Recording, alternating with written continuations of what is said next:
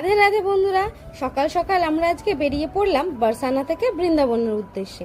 বেরিয়ে একটু ব্রেকফাস্ট করে নিলাম। প্রথমে খেলাম একটু পোহা, তারপরে একটু খেলাম ম্যাগি। দুটো খাবারই বেশ ভালোই ছিল।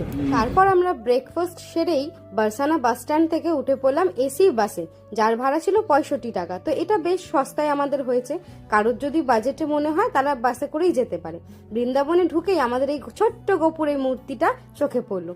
তারপরে তো আমরা বৃন্দাবনে পৌঁছে এই হোটেলে চেক ইন করলাম। চলো তোমাদের ছোট্ট করে একটা রুম ট্যুর দিয়ে নিই। এই হচ্ছে বেড, আর এটা হচ্ছে ওয়াশরুম, যেটা ভালোই ছিল, পরিষ্কার ছিল। তার সাথে একটা কভার দেওয়া ছিল। আর তার সাথেই যেটা ছিল সেটা হচ্ছে একটা ব্যালকনি, যেখান থেকে একদম মেন রোডের ওপরে যেহেতু হোটেলটা ছিল, যার ডান দিকে ছিল ইসকন আর বাঁ দিকে ছিল প্রেম মন্দির। আমরা ব্যালকনি থেকেই প্রেম মন্দিরের চূড়াটা দেখতে পাচ্ছিলাম, দেখো। তারপরে আমরা চলে এলাম খেতে, একটু লাঞ্চ সেরে তারপরে একটু রেস্ট নিয়ে আমরা চলে গেলাম ইসকনে। ইসকনে গিয়ে দেখছি ভজন কীর্তন কি সুন্দর হচ্ছে। এইখানে গিয়েই তো মনটা পুরো শান্ত হয়ে গেল। সারাদিনের ক্লান্তি একবারে যেন জাস্ট উবে গেল কর্পূরের মতো। তারপরে আমরা খানিকক্ষণ চলে গেলাম বাঁকে বিহারী মন্দিরে। বৃন্দাবন আসবো আর বাঁকে বিহারীকে দর্শন করব না, তাই সেটা কি হয় কখনো?